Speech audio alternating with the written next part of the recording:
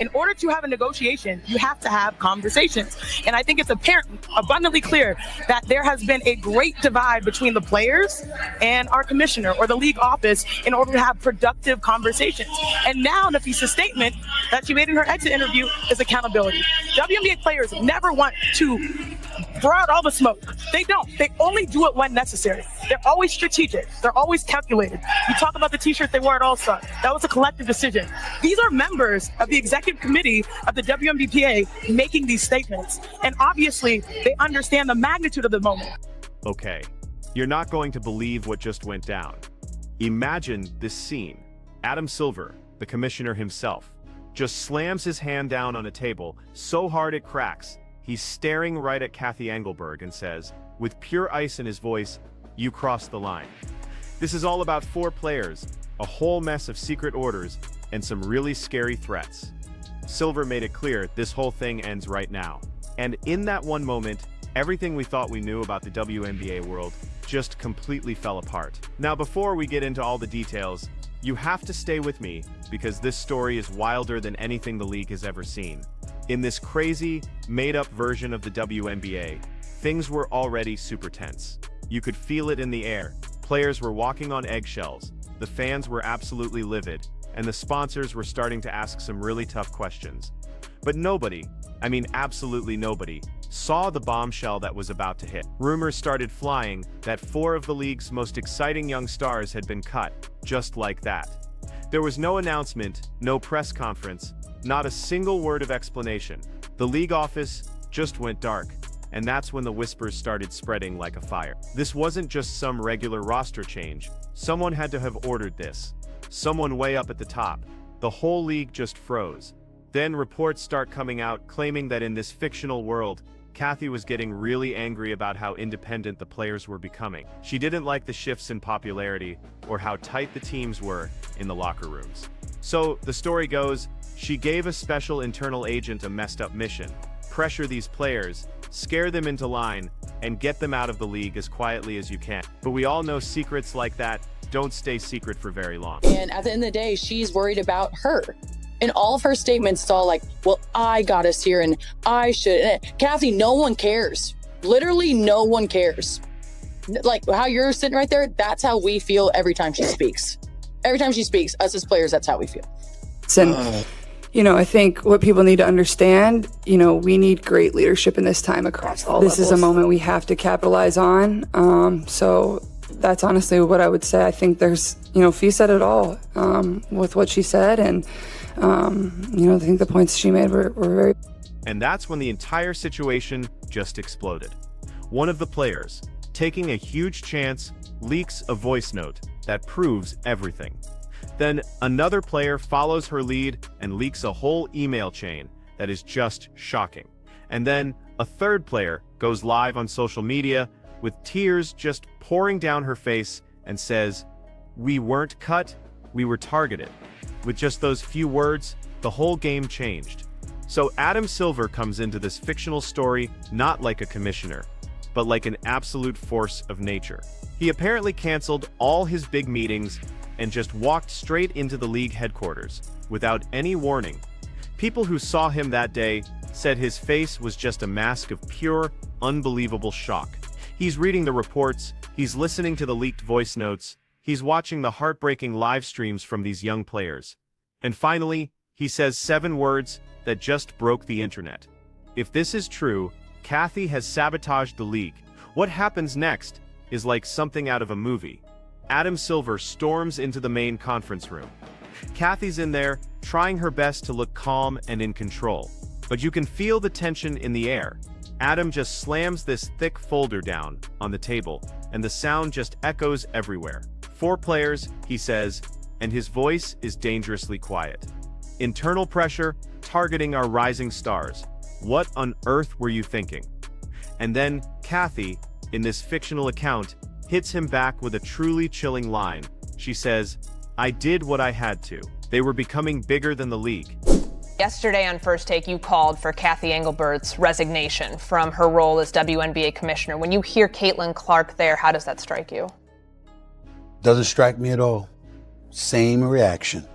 Cathy Engelbert should resign as the commissioner of the WNBA. And the reason I said that, fellas, is because when a player, and I say that not in any kind of derogatory way, she was talking about Cathy Engelbert directly. She revealed private conversations, you understand, with quotes from this lady, the commissioner, about what she said that came across as dismissive, as derogatory, and unappreciative of the athletes that represent her league. And then the person I call the golden goose of the WNBA, Caitlin Clark, you understand, who is box office for the WNBA. Just look at the numbers, look at the ratings, look at everything. For her to come out and said, Fee said it all. She's letting you know that Napheesa Collier didn't lie, she didn't mince words, and she didn't misrepresent what the collective body of the league is feeling about this commissioner and her leadership.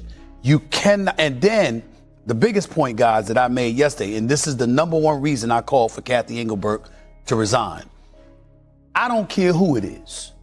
If somebody calls you out publicly and you're in a leadership position and you've been called out publicly and attacked that way, you don't give what I said was that weak ass response that Cathy Engelbert, I'm gonna say it again because people thought I stuttered just there. I don't know how, because I don't stutter.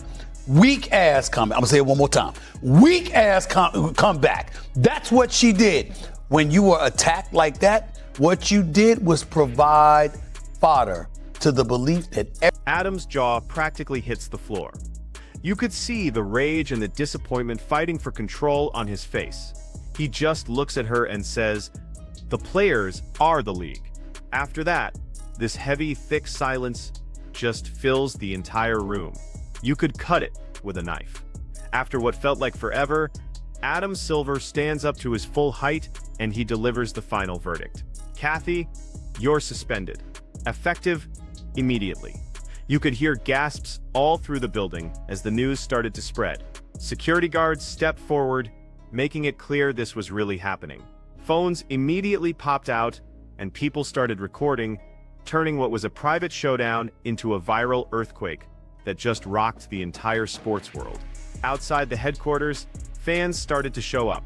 Some of them were cheering for Silver's decision, some were actually crying for what was happening to their league, and others were chanting, "Bring back the players."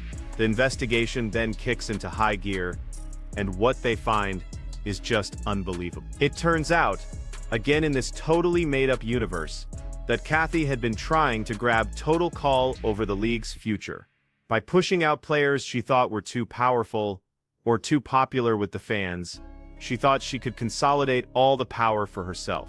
She wanted total control, but instead of a quiet takeover, she lit the match for a full-on rebellion. Coaches started coming out to defend their players. WNBA legends started speaking out against the whole thing.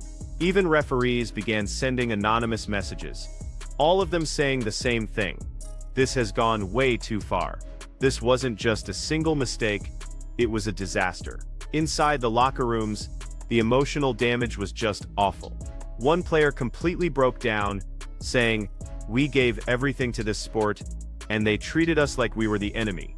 Another one added, "I just wanted respect. Instead, I got punished for it." Fans just flooded social media, their posts and videos all demanding justice for the players, and honestly, they were right to do it. These are numbers when people talked about at the beginning of the season, the high tide lifts all boats or whatever, basically. Like, if you buy into this, everybody is going to eat. Yet you had people fighting tooth and nail the entire season, not wanting it to be this way because other people weren't getting flowers, or she was getting too much attention, or she gets a special whistle, or I'm gonna check her off the ball here just because. And then her teammate cheers for her for throwing her on the ground. It didn't get better. And it's disappointing to me because it's not every player in the WNBA.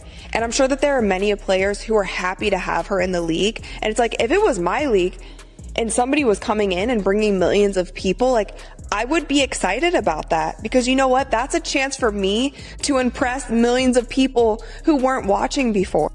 The sponsors, seeing this absolute train wreck, started blowing up the league's phones. They were demanding answers and threatening to pull all of their money out. The pressure just kept building and building until it was impossible to ignore, and that is when Adam Silver makes his final move, he declares. The players deserve protection. The league deserves honesty, and this ends now. A full emergency board meeting is called. Adam Silver stands in front of all of them, and he lays out every single piece of evidence. Every leaked message, every witness statement, every single damning detail is on the table. Then he makes it official. Cathy Engelbert is removed from her position. Effective today, the room just erupts. Some people are shocked into silence, some look incredibly relieved, and some even start to applaud. But Adam wasn't done yet. He ends the meeting with a powerful promise. He says, "The WNBA will rebuild, and we will rebuild it with the players at the very center of everything we do." That news sparks huge celebrations among the fans. The 4 targeted players are immediately reinstated and sent back to their teams. The sponsors, seeing a league that's now committed to doing the right thing, renewed all their partnership. The message was as clear as it could be. This league only succeeds when its players succeed.